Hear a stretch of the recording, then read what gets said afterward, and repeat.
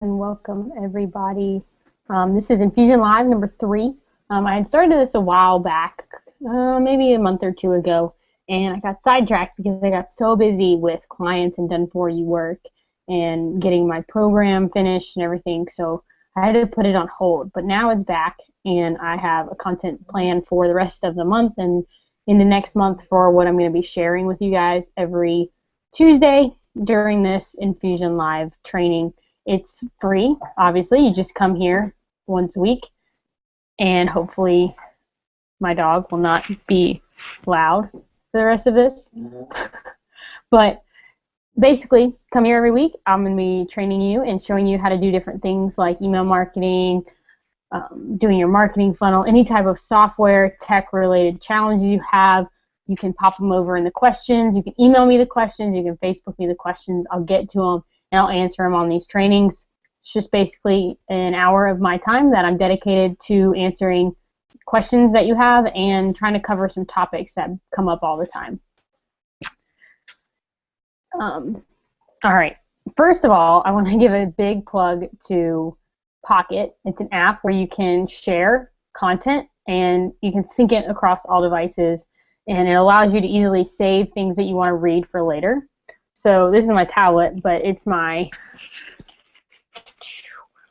Pocket app, and it gives me all the different articles that I'm able to easily save in here, share later. I can, do whatever I need to do with it from inside Pocket, and you can save it from a lot of different services have it. There's an extension and everything, so putting a shout out to that. I apologize for this being really late, and it's probably just going to be sent out as a recording.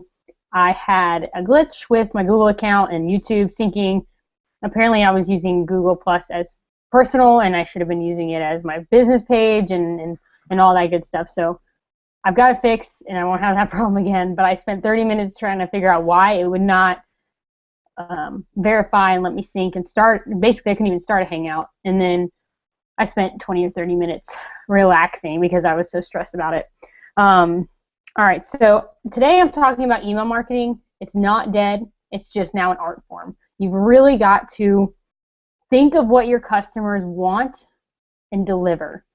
Content, things of value. If you're doing sales, I'm going to, as part of this, in one of the links, I'm going to be giving you a PDF from another company that really shows you how to set up your sales emails. But really, at the end of the day, it all comes down to getting people to open it, getting people to read it, and then getting people to take action. Those 3 things are very, very key. Hold on one second.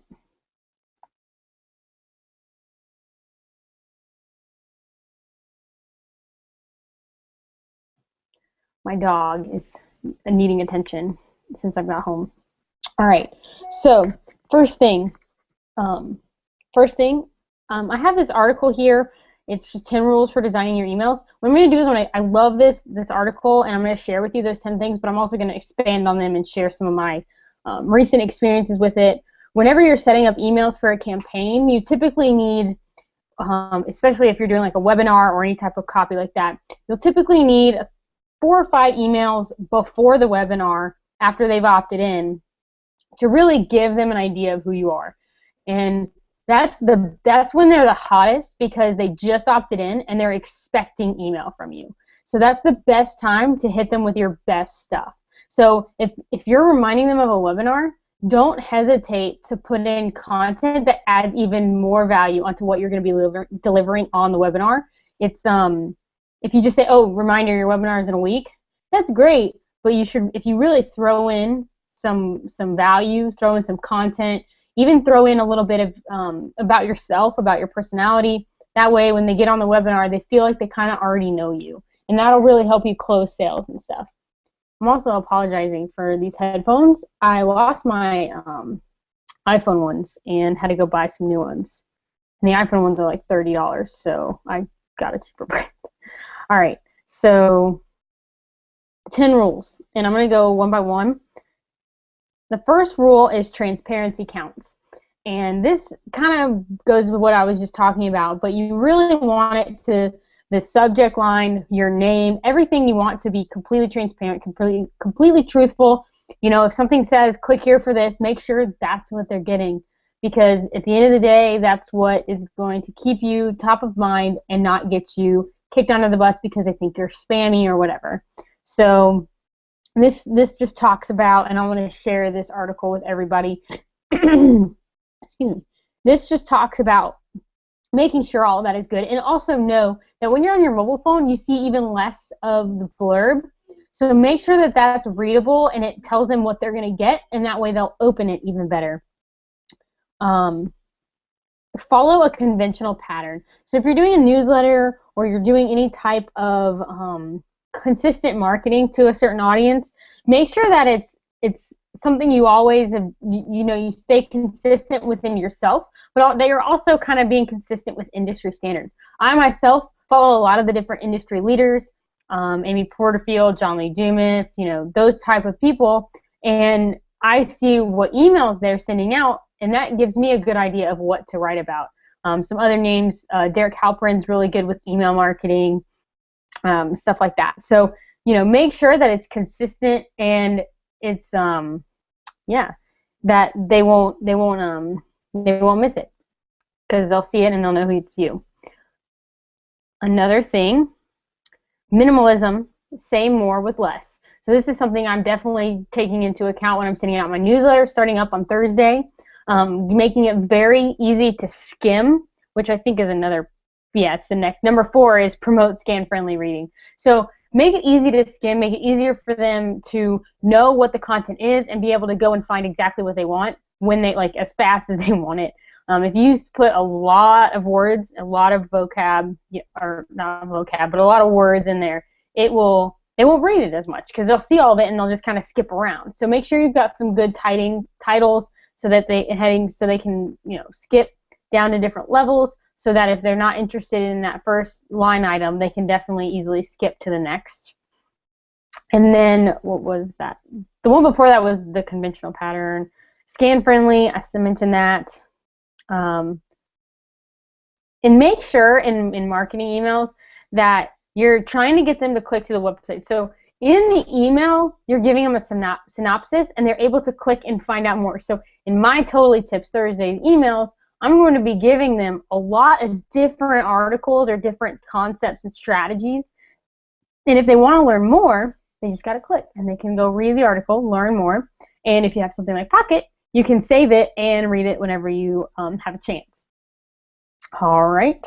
Number 5, say as much as you want, just later on. So basically, put all of your most important information and all of your calls to action at the beginning. And then if you want to elaborate at the end.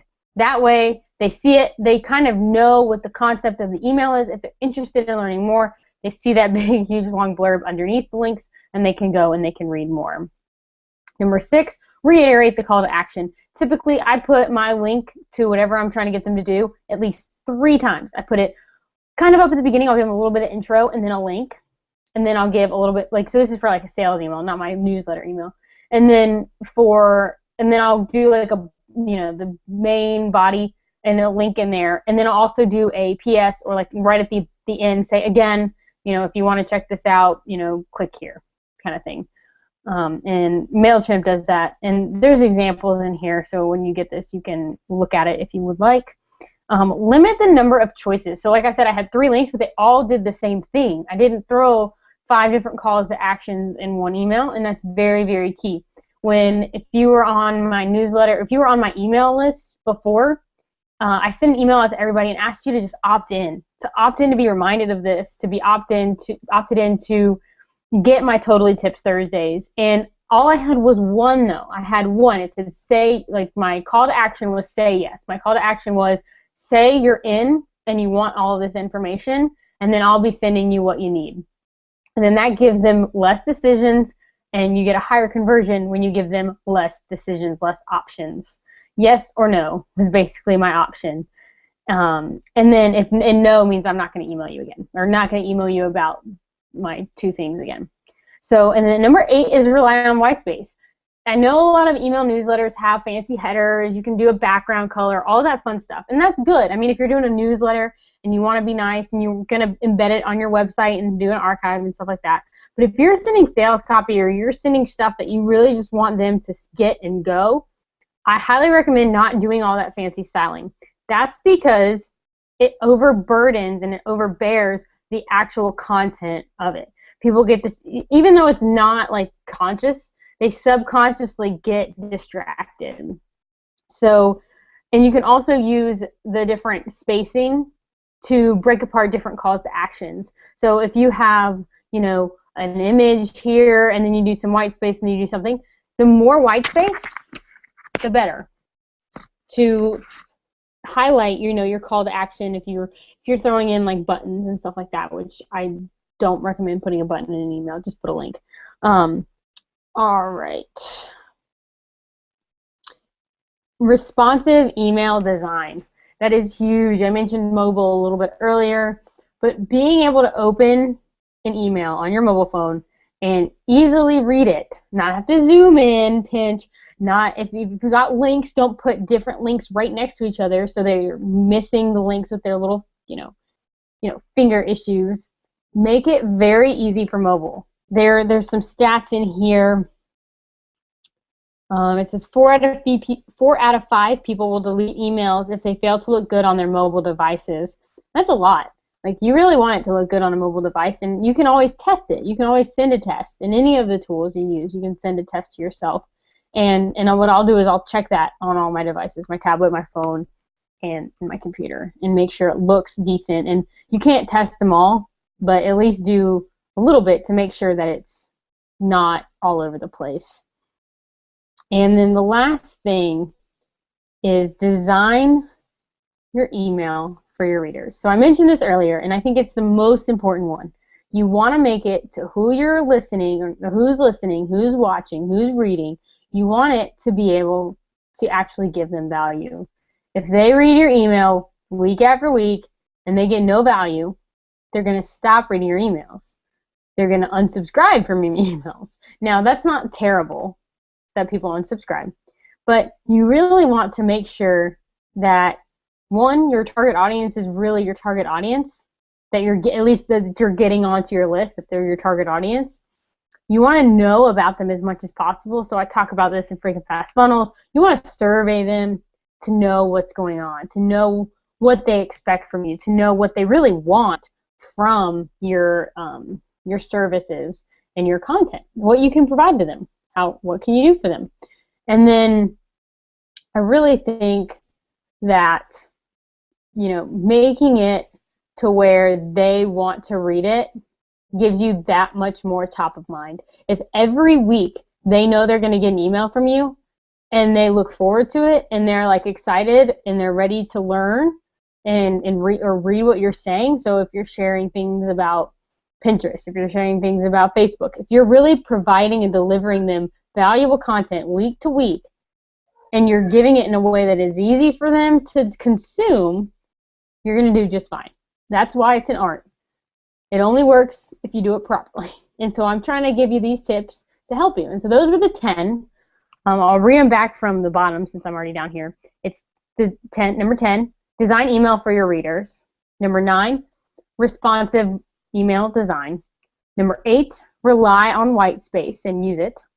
Number 7, limit the number of choices. Number 6, reiterate the call to action. Number 5, say as much as you want, just later on. Number 4, promote scan-friendly reading. Number 3, minimalism, say more with less. Number 2, follow a conventional pattern.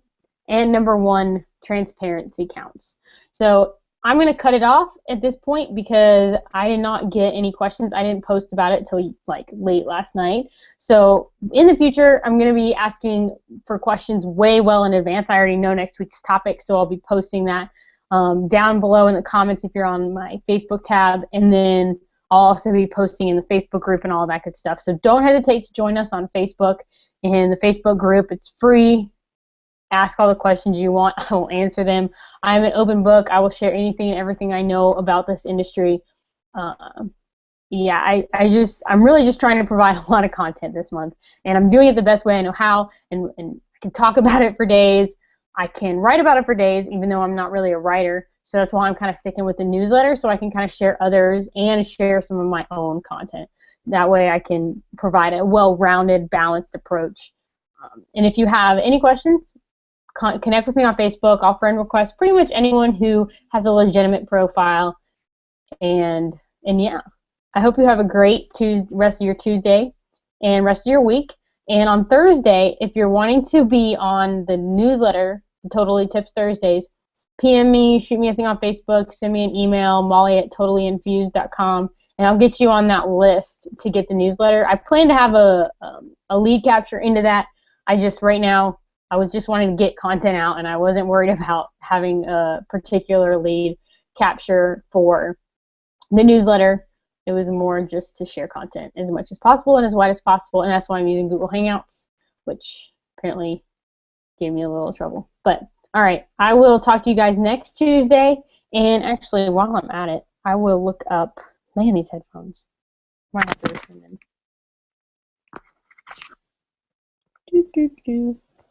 Where's my Evernote? There we go. Evernote. Tell me, what is next week's topic? I also recommend Evernote if you ever do content, really. Evernote, you can save, store, share on multiple devices, all that good stuff. InfusionLIVE's topic schedule. Did I really cut it from here? I really did. All right. Let me go to, and that's my cat. InfusionLIVE schedule. Next week, I'm talking about getting free content opt-ins using Facebook ads. So I'll be talking to you about how to get your opt-in. So like get opt-ins. So like example, the newsletter that I'm going to create an opt-in for, and then using Facebook ads to drive traffic directly to that opt-in and freebie. And that'll be next week's topic. If you have a topic you'd like for me to discuss, just let me know, and I'll throw it on the content calendar. I'm working at about 3 or 4 weeks in advance of with what I'm going to talk about. So I might throw it in earlier. I might just wait until it rotates till the end. But thank you guys for joining me. And well, nobody's live because I was late. But thanks for watching the replay, and I hope you enjoyed. Thanks.